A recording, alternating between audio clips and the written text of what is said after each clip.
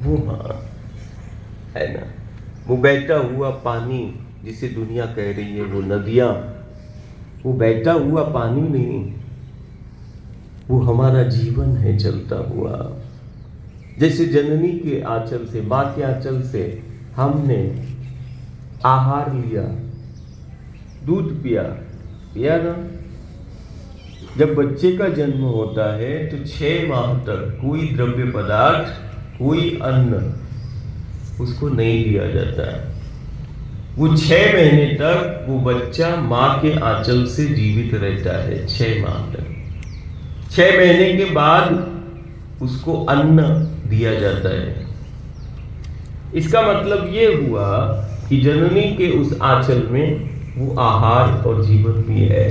जैसे वो जन्म देने वाली के आंचल में वो जीवन है, वैसे ही दुनिया जिसको नदी कह रही है, बहता हुआ पानी कह रहा है, ये गंगा, ये यमुना, उस यमुना मैया के आंचल में भी वो जीवन है जिससे हमारे गांव नगर का जीवन चल रहा है।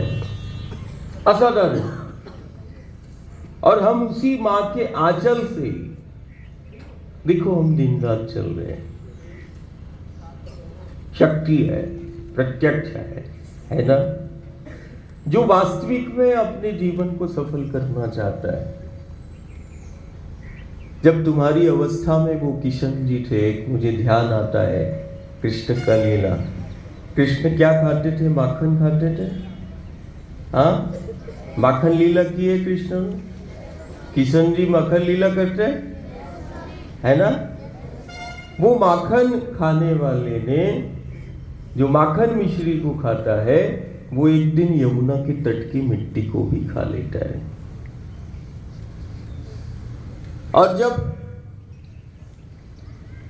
कृष्ण ने यमुना के तट की मिट्टी को खाया और मिट्टी को मुख में रखकर यशोदा को ब्रह्मांड दिखाया, इसी यमुना के पथ पर वो लीला करते हैं।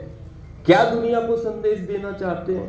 कारण जब भी गुरु गोविंद की लीला होगी तो वो लीला हमारे जीवन से जुड़ी हुई है, हमारी व्यवस्था से जुड़ी हुई है।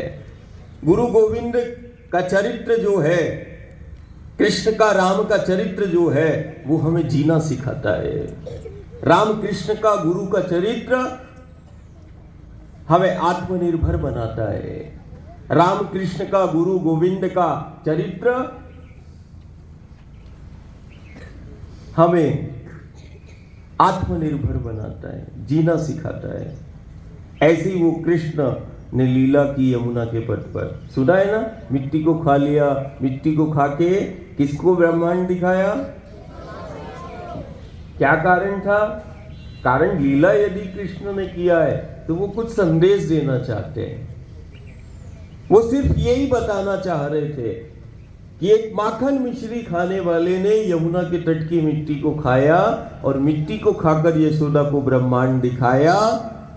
मुख में माटी को रखकर माटी का मान करता है और मुख में माटी को रखकर माटी के एक एक कण में छिपी जीवन शक्ति को बताता है। माटी के एक एक कण में छिपी ब्रह्मांड की समर्थता को बता दिया। माटी हमारा अस्तित्व है, ये सारे जगत को बता दिया। ये कृष्ण चरित्र है। ये क्या है? माटी का मान करता है, माटी से प्रेम करता है, माटी का एक एक कण जीवंत है,